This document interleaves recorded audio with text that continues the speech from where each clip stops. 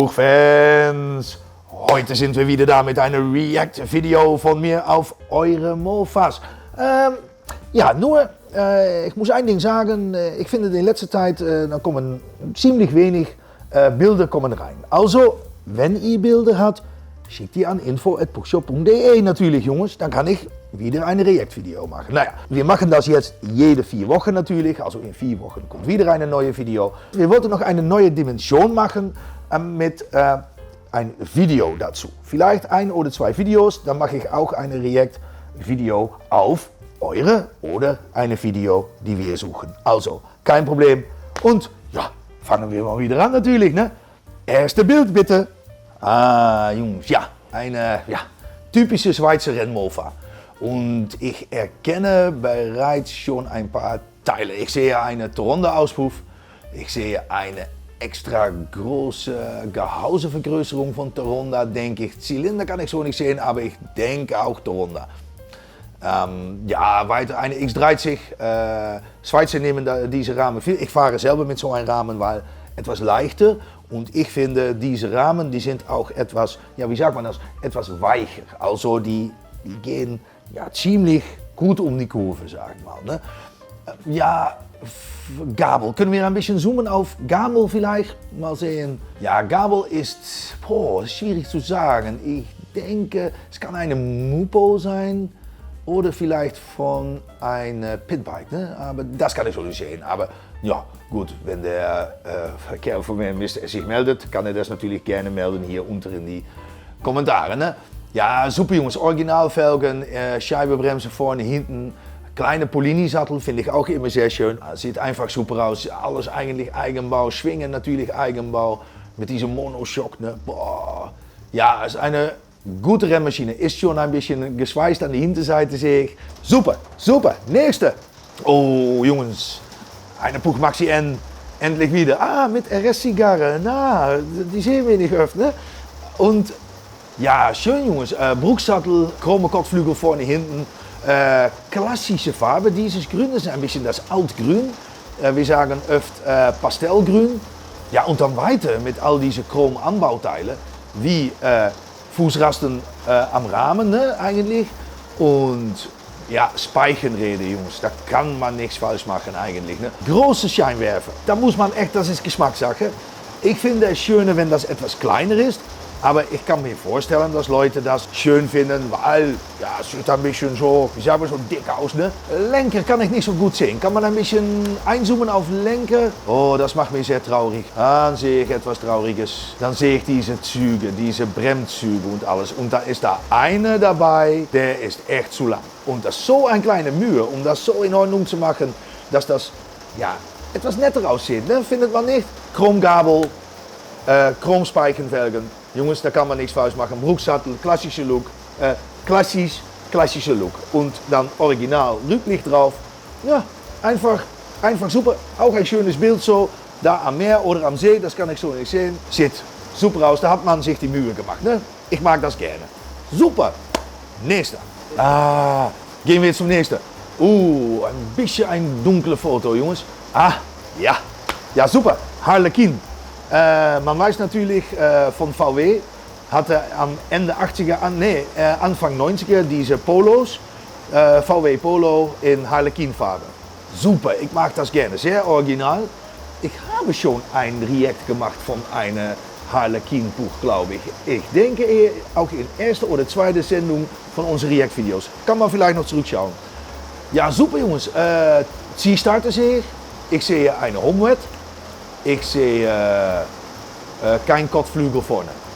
Ja, das finde ich dann wieder schade, weil man hat jetzt so viel Wahl mit Farben, um ein Kotflügel zu nehmen und man kann es in 4 Farben lackieren. Ne? Ja, super. Flache Sattel finde ich immer schön. Da steht an der linken Seite auch noch ein Puch, sehe ich. Kann man die Sattel... Ja, das ist original. Das sind diese Puch. Schriftzug ist natürlich eingefärbt. Ne? Ja, finde ich ein cooles Detail. Ja, da sind wir. Ich sehe auf jede schlitzgesteuerte Zylinder, also keine Membranzylinder. Ich sehe auch wieder eine Dell'Orto PHBG und dann sehe ich da noch so eine Box. Vielleicht Kann jene, von wem diese Mofa ist, das mal erklären? Oder wir können noch im Parking reinschauen. Ja, Parking. Über Parking gesprochen. Wir können natürlich auch, ich habe gerade erzählt am Anfang dieses Video, dass wir noch Input brauchen. Aber man kann natürlich auch eure eigene Buch hochladen bei uns im Parking. Und da kann man im Parking alle Details dazu sagen. Und da können wir dein Mofa auch aus unserem Parking holen für unsere React-Videos. Ist vielleicht eine Idee. Also man kann einsenden via E-Mail, aber vielleicht ist am besten, stelle dein Buch ein bei uns im Parking und dann holen wir es raus für unsere React-Videos. Nou, eine gute Idee, ne? Können wir mal nächste machen. Oh ja, schön. Ja, ich weiß nicht, ob das im Ausland Originalfarben war, aber ich denke schon. Das ist ein Buch, in den Niederlanden heißt das früher, in 85, 86 und 87 sind die hier verkauft. Das ist eine Buch Pearly. Eine Pearly mit Weißwandreifen, ja, das sieht einfach geil aus. Ne? Da sind nicht so viele Unterschiede mit einem Pearly, nur dass es ein anderes Scheinwerfer-Spoiler hat und da ist eine Tacho drin. Und ich glaube, ein Schlüssel war damals. Kann ich hier nicht gut sehen, kann man vielleicht ein bisschen, oh ja, kann man ein bisschen einzoomen? Das sind auch, besser, ja, schön mit diesem Aufkleber. Und ich weiß nicht, ob es original eine Pearly ist. Weil ich sehe eigentlich eine ziemlich originale Puch Maxi S mit Pearly Scheinwerfer und Spoiler. Also, ich kann es nicht genau sagen, weil eine Pearly hatte nicht dieses Schutzblech vorne. Das ist von ein älteres Modell und ein Pearly hatte damals ein rundes Schutzblech in 87 oder 86. Ja, weiter sehr schön. Weiß mit Rot, Weißwandreifen. Auspuff hat mal sehen, ein Gitter drauf. Das sieht man auch nicht viel. Das kann bedeuten, dass das eine Katalysator-Auspuff ist, aber die ist später als 86 natürlich. Jemanden auf dem Gepäckträger gesessen, also der ist gleich so ein bisschen durchgerutscht. Naja, kann man nicht sagen, ist weiter super. Ich finde diese Kombination weiß-weiß mit diesem roten Aufkleber mit Buchschriftzug, ja, einfach klasse. Und gutes Bild auch. Speichenfelgen sind immer klassisch natürlich. Sehr, sehr gut gemacht. Komplimenten. Ja, nächste. Eine X50 kann ich sehen, ob es eine 3... Okay, ja, kann ich leider nicht genau sehen, weil 2M, 3M kann man eigentlich nur am Schaltgriff sehen, aber das hier ist so eine silberne, eine der letzten, ich denke 3M, kann ich nicht genau sagen. Ja, eigentlich Originalzustand, wenn ich das so sehe. Also diese, ja, und da sind Probleme damit, weil diese Kotflügel vorne, die sind aus Plastik und die haben wir noch nicht gefunden, sind auch nicht zu kaufen. Also Rahmenteile, diese Seitenverkleidungen, es ist alles schwierig zu finden. Also wenn man eine X50 kauft, kaufe es komplett bitte, Jungs. Also diese Aufkleber, die kommen noch bei uns im Shop, das weiß ich sicher. Aber wie Schutzblech, Seitenverkleidungen und das hintere Schutzblech, alles schwierig zu finden. Aber ich glaube, wir haben, das ist ein Nachher-Bild, wir haben noch ein Vorher. Oi, oi, oi, oi, oi. Kann man ein bisschen einzoomen, das ist echt eine richtige Scheunenfund. Aber wie man sieht, Jungs, Scheunenfund, aber komplett, ne?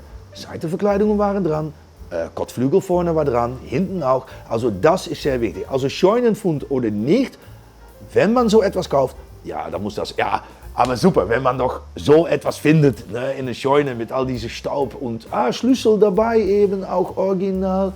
Ja, super, dann ist das fast, man kann das auch so fahren, ne? Dann macht man das technisch in Ordnung, dann einfach sauber machen oder nicht, ein bisschen Red Look. Ich liebe das weiß ihr alle natürlich. Ja, hier ist es schon ein bisschen gesaubert. Ja, super, dann, Junge, da haben wir wieder eine spanische Mofa, also eine spanische Puch, ne? Das ist eine Mini-Cross. Ja, die finde ich sehr schön, aber nur das Einzige, was ich nicht schön finde, ist dieses Kotflügel hinten. Oh, die sind so groß und eigentlich auch ein bisschen aus Proportion. Schade ist das, aber damals war das Mode, ne? Also, ich verstehe mich nicht falsch. Ich finde das persönlich nicht so schön. Wenn ich Puch war, damals hatte ich das anders gemacht, aber ja, die findet man immer mehr. Auch hier in den Niederlanden, in Deutschland, Österreich. Ich sehe, dass Leute, die aus Spanien holen, die sind nicht so teuer noch. Was man dafür eine ganz ganze Puch Minicross zahlt, zahlt man hier für einen Motor. Zum Motor, das ist eine Viergang, eigentlich allgemeine Viergang auch von Monza. Ja, Zylinder kann ich nicht so gut sehen, aber ich denke ein Italkit. So zu sehen mit einer sehr großen Vergaser und Auspuff. Ja, das ist eine schnelle Diesel. Ja, und eine Scheibenbremse vorne von Monza.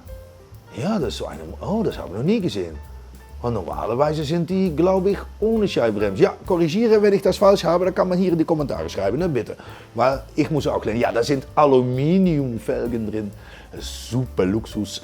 Ja, ich finde es, und diese Farbe, das Weiß mit Grün und Schwarz, Jungs, und es ist auch noch eine Minicross, super sehe ich.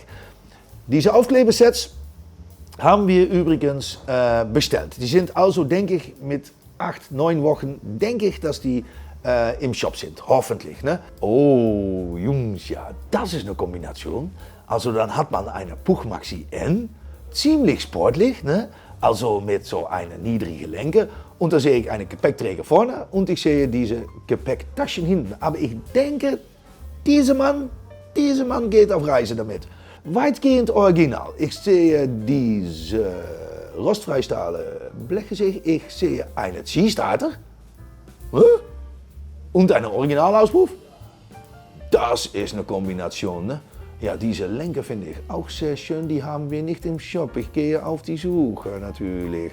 Können wir noch mal ein anderes Bild zeigen, vielleicht davon von hinten, ja, mit 2 Spiegeln, ja, der fährt viel. Und dann haben wir noch diese, ja, das wollte ich gerne sehen.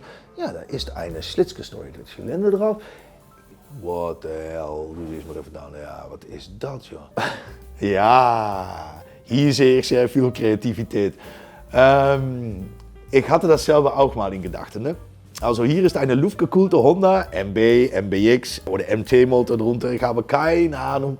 Ich sehe einen Auspuff, der das Bein ziemlich warm hält. Ich sehe hier Schnee. Das linke Bein ist auf jeden Fall nicht kalt. Ne? Scheibenbremse vorne braucht man auch, weil ich weiß nicht, vielleicht ist das eine 80 Kubik Maschine oder eine 125 Kubik Maschine.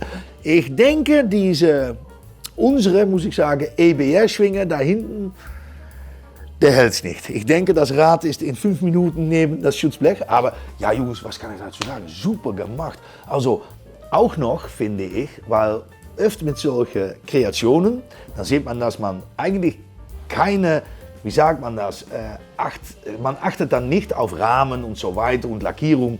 Das geht nur um Motor. Verstehe ich ganz. Aber das hier ist ziemlich gut gemacht. Also man hat die weiße Reifen, man hat eine gute Lackierung, da sind Leuchte drauf, ne? Also Scheinwerfer und Rücklicht.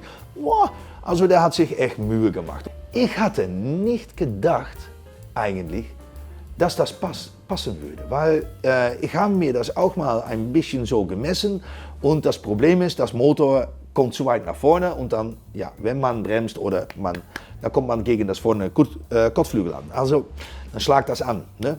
Und wenn das geht auf 3 mm und man bremst so mit einer Scheibenbremse, schlagt das immer noch an.